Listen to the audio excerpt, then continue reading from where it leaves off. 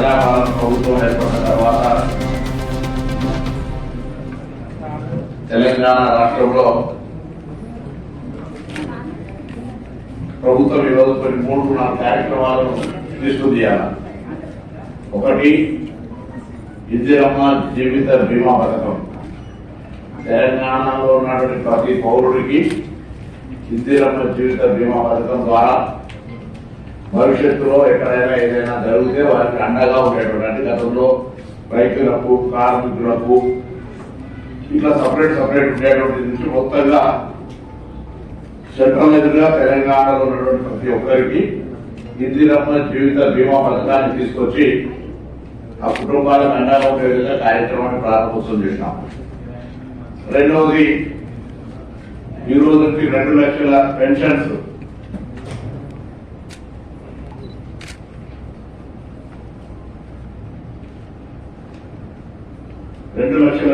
కు సంబంధించి కూడా కార్యక్రమాన్ని లాంఛనంగా ప్రారంభం చేయడం జరిగింది గౌరవ ముఖ్యమంత్రి గారి చేతుల మీద హైదరాబాద్ లో. అదే కాక ఈరోజు తెలంగాణ ఉద్యమకారులకు, అది జర్నలిస్టులు కావచ్చు, కవులు కావచ్చు, రచయితలు కావచ్చు, ఉద్యోగ సంఘాలు కావచ్చు, మేధావులు కావచ్చు, వివిధ రకాలుగా ఉద్యమంలో కీలక పాత్ర పోషించి గుర్తింపు, గౌరవం, ప్రత్యేకించి 2 అంశాలు. ఉద్యమ స్ఫూర్తిలో గౌరవాన్ని, గుర్తింపును పొందినటువంటి వాళ్ళను గుర్తించేటువంటి కమిటీ ఏర్పాటు చేసుకొని మన మొదటి సమావేశం జరిగింది. భవిష్యత్తులో కొంత ప్రక్రియ ద్వారా తెలంగాణ ఉద్యమానికి భావజాల వ్యాప్తి కష్టపడినటువంటి వాళ్ళు కావచ్చు, కొందరు పాటలు పాడినరు, కొందరు పుస్తకాలు రాసిరు, కొందరు డప్పు ద్వారా దండోరాలు చేసినారు, ఇట్లా రకరకాలుగా జర్నలిస్టులు కళాన్ని ఉపయోగించినారు. విద్యార్థులు ఒక రకమైన ఉద్యమము, పార్లమెంటు అంబేద్కర్ గారు వచ్చిన రాజ్యాంగానికి అనుగుణంగా చట్టాన్ని తీసుకొని వచ్చేదానికి పార్లమెంటు సభ్యులు, అన్ని రాజకీయ పార్టీలు, ఆర్టీసీ కార్మికులు, ఉద్యోగ సంఘాలు అందరూ ఈ విధంగా వాళ్ళందరినీ వివిధ స్థాయిలో మొత్తం సకల జనులు పాల్గొన్నప్పటికీ ఉద్యోగంలో కొంత నష్టపోయి, కొంత ఇబ్బంది పడి, సరైన విద్యార్థులు పరీక్షలు రాయకపోక ఉద్యోగం నష్టపోయినటువంటి వాళ్ళు, లేకపోతే అంగవైకల్యం పొందినటువంటి వాళ్ళు, అమరవీరులు ఎవరైనా మిస్ అయి ఉంటే కూడా రకరకాలుగా కొంత కేటగిరీ చేసి తెలంగాణ ఉద్యమ గౌరవము, గుర్తింపు 2 పదాలకు ఉద్యమకారులకు ఇచ్చేటువంటి ప్రక్రియ కార్యక్రమం తీసుకుంటాము. ఇది కాక మీ అందరూ కూడా ఈ రోజు సిద్దిపేట జిల్లాకు సంబంధించిన జర్నలిస్టులకు సంబంధించిన అందరూ కూడా మరి డిస్ట్రిక్ట్ కి సంబంధించి హుస్నాబాద్ నియోజకవర్గంలో శాసనసభ్యుడిగా, మంత్రిగా, తెలంగాణ ప్రజాపాలన ప్రభుత్వంలో మేము జరుగుతున్న కార్యక్రమాలు కొన్ని ముఖ్యంగా రుజువులో ఇందిరమ్మ ఇండ్లు ఇప్పటికే చాలా మంది పేదలకు ఈ రోటీ కపడా మకాన్ నట్టుగా ఇందిరమ్మ నిర్మాణం పూర్తయితోంది. నేను గత ప్రభుత్వాలు ఎన్ని నిర్మించారు ఏంటనేటువంటి చర్చకు సంబంధించి కాకుండా ఇప్పుడు ఇందిరమ్మ ఇండ్లకు సంబంధించి 2వ దశ కార్యక్రమం కూడా జరుగుతూ ఉంది. నిన్న గౌరవ ముఖ్యమంత్రి గారు ఆసిఫాబాద్ లో లాంఛనంగా ప్రారంభించి ఇందిరమ్మ ఇండ్ల కార్యక్రమం కూడా చేస్తా ఉన్నారు. దాంట్లో భాగంగా మీ అందరూ కూడా 2-3 అంశాలను మీతో షేర్ చేసుకోవాలని ఈరోజు మేము అందరూ కూడా కలుస్తా ఉన్నాం. ఒకటి, ఫార్మర్ ప్రొడక్షన్ చేస్తున్నారు, paddy, maize, sunflower and cotton.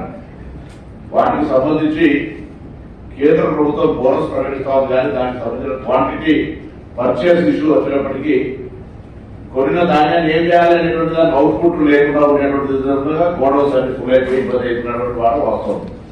దాన్ని ఓవర్కమ్ చేయడానికి కూడా ఒక కేంద్రం మాటలకి పరిమితమైన సందర్భంలో కూడా మరి ఫార్మర్లకు అండగా ఉండే ప్రయత్నంలో భాగంగా గోదాముల నిర్మాణం చేయడము, లేదా రైతులకు అన్ని రకాలుగా సహకారం ఉండే కార్యక్రమం చేస్తా ఉన్నాం. ఇందులో జిల్లా సంబంధించిన రివ్యూ చేసిన రాష్ట్ర వ్యాప్తంగా ఫైన్ రైస్, మనం ఏదైతే కోపన్ బియ్యం, సన్న బియ్యం ఇస్తామో ఆ బియ్యానికి సంబంధించి నేను అందరూ సహకారం కోరుతున్నాయి. ఈ రంగంలో త్వరలోనే వ్యవసాయ శాఖ, అగ్రికల్చర్ అధికారులను, అదేవిధంగా రైతు వేదికలోని ఏఈఓలతోటి, అదేవిధంగా సీడ్ సప్లయర్స్ తో ఒక సమావేశం పెట్టబోతాం. ఇంటనే పెట్టి ఈ జిల్లాలో సపోజ్ 1,50,000 మెట్రిక్ టన్నుల సన్న బియ్యం అవసరం పడితే మనకు 50,000 మాత్రమే పండుతా ఉంది ఈ జిల్లాలో. అంటే ఇంకొక 1,00,000 మెట్రిక్ టన్నుల పంట మనకి ఇక్కడనే మన అవసరాల కొరకు మన ప్రాంత ప్రజలు తినడానికి కొరకు అవసరం ఉంది. సో సీడ్ దశలోనే, విత్తనం ఇచ్చే దశలోనే ఆ విత్తనాన్ని వాళ్ళకి సరఫరా చేయాలి, అది మాత్రమే అవైలబుల్ ఉంచాలి. వాళ్ళ రైతులను చైతన్యపరచడం ద్వారా మీరు పండించే పంట మనమే ఇక్కడ ఉన్నటువంటి ప్రజలు తినడానికి అవసరమై వేరే ఎక్కడి నుంచో దిగుమతి చేసుకునే అవసరం లేకుండా ఆ ఫైన్ రైస్ ఈ పంటల పండించే విషయం కూడా రైతులను చైతన్యం చేస్తాం. అది కాక మనం మొన్న నర్మేటలో ఆయిల్ ఫామ్ ఫ్యాక్టరీ ఓపెన్ చేసుకున్నాం. దాన్ని కూడా ఈ సీజన్ లో నేను రైతులందరూ కూడా కోరుతాను. అనేక సందర్భాల్లో ప్రభుత్వం తరఫున కూడా కోరిన మంచి ధర ఉంది, కోతుల పెడద లేదా వడగల వాన ఇతర తొందర పెడద లేకుండా ఉండేటువంటి పంట అది.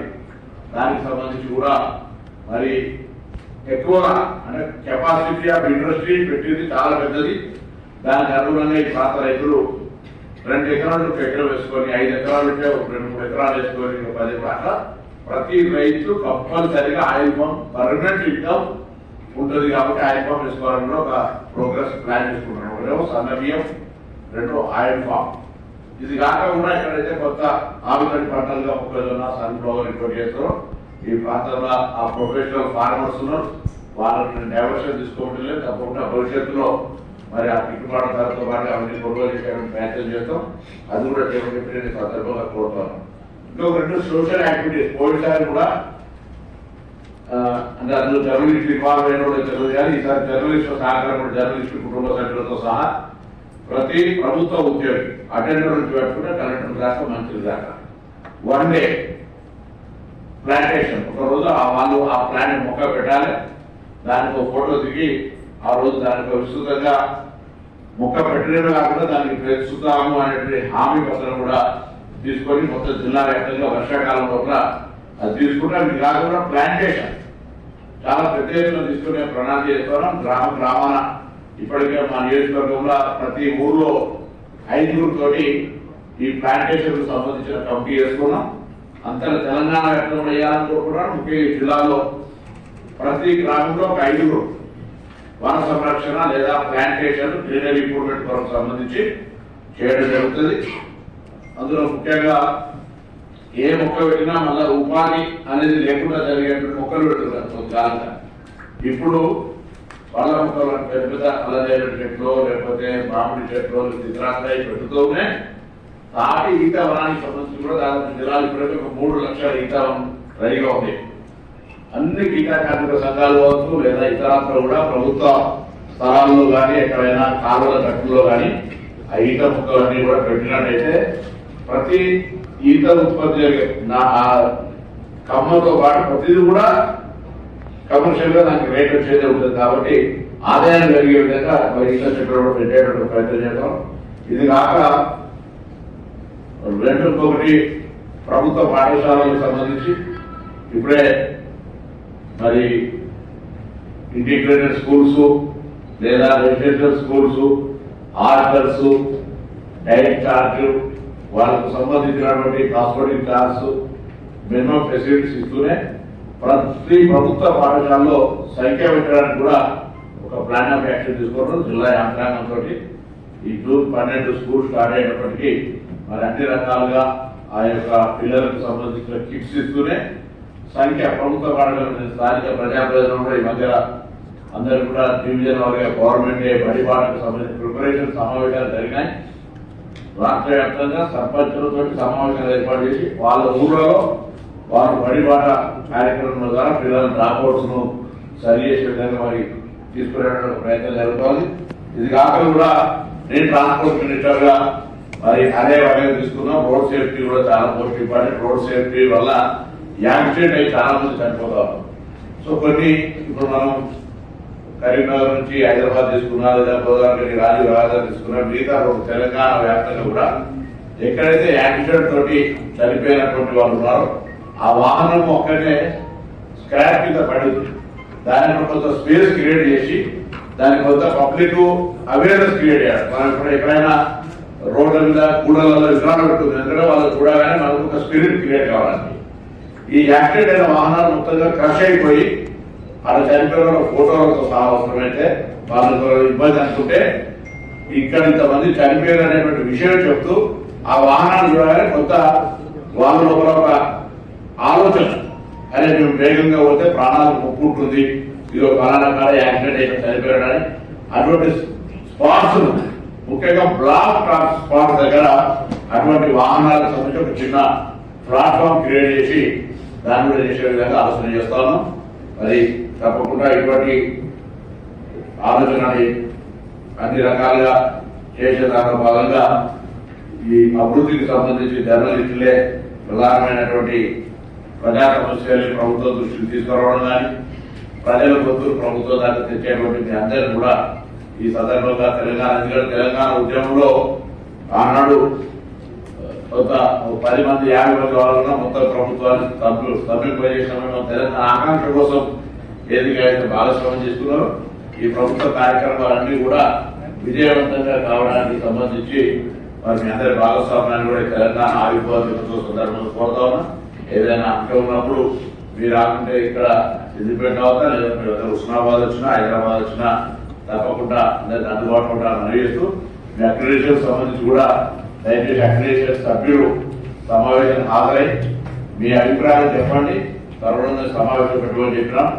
అందరికంటే మీరు ఆనంద ప్రకారంగా మీ అందరూ కూర్చొని మీరు మీ ఆర్గ్యుమెంట్ మీకు సంబంధించినటువంటి ఏమైతే ఉందో న్యాయమైనటువంటి ప్రూవ్ చేసుకొని ఇప్పుడు ఎంపీఆర్ చేసినట్టు మిగతా 60 అందరికీ అక్రిడేషన్ ఇచ్చే విధంగా నేను అధికారులు చెప్పిన. దయచేసి కొంత ఆ అక్రిడేషన్ కంపెనీలో ఉన్నటువంటి వాళ్ళు తప్పకుండా హాజరై 2 సార్లు అయితే కాలేదు, ఇప్పుడు హాజరై జర్నలిస్టులకు సంబంధించి మరి మీ యొక్క ఆలోచనను కూడా జిల్లాధికారులు చెప్పమని చెప్పి కోరుతూ తప్పకుండా మరొకసారి మీ అందరికీ తెలంగాణ ప్రజాపాలన ప్రభుత్వం తరఫున మరి రేపటికి కరెక్ట్ గా 2.5 years అంటే 30 నెలలు, 3వ తారీఖు డిసెంబర్ ఫలితాలు వచ్చినాయి.